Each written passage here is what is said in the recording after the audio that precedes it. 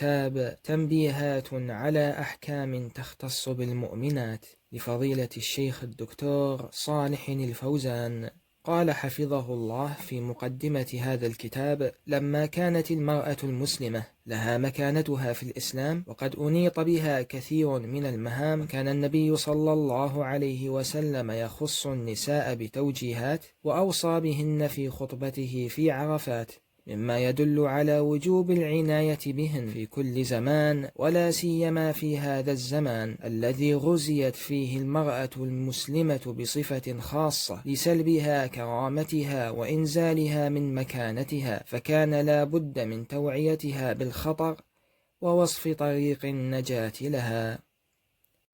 ومن أخطر ما ينادي به الأشرار اليوم من دعاة الضلال تأثرا بدعوة الكفار نزع الحجاب عن المرأة.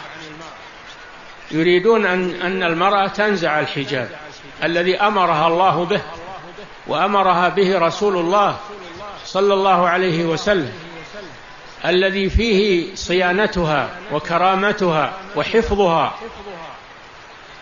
ينادون الآن بنزع الحجاب، وأن تكون المرأة المسلمة مثل المرأة الكافرة. يريدون أن تنزل المرأة المسلمة من عليائها وكرامتها وتكون مثل المرأة الكافرة، مبتذلة مهانة،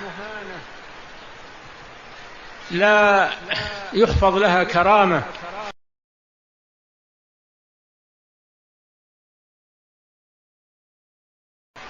أما المرأة عند المسلمين فكما تعلمون المرأة سيدة البيت، راعية البيت، مربية الأولاد، حافظة لمال زوجها،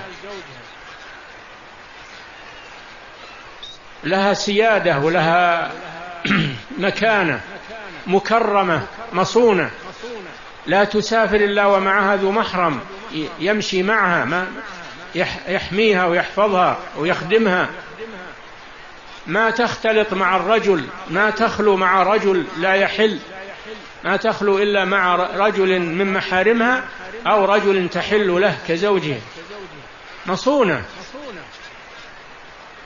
لا تختلط مع الرجال وتزاحم الرجال. هذه المرأة المسلمة التي تحتفظ بكرامتها ومكانتها عزتها. ولذلك صار مجتمع المسلمين ولله الحمد مجتمعا طاهرا نزيها. المرأة في الإسلام مكرمة ومعززة ولها منزلة رفيعة. أما المرأة عند الكفار، سواء الكفار القدامى في الجاهلية أو الكفار المعاصرون، فإن المرأة عندهم مجرد متعة يستمتع بها كل أحد، فهي تكون مثل المرحاض يدخل فيه كل ذي حاجة ويطلع.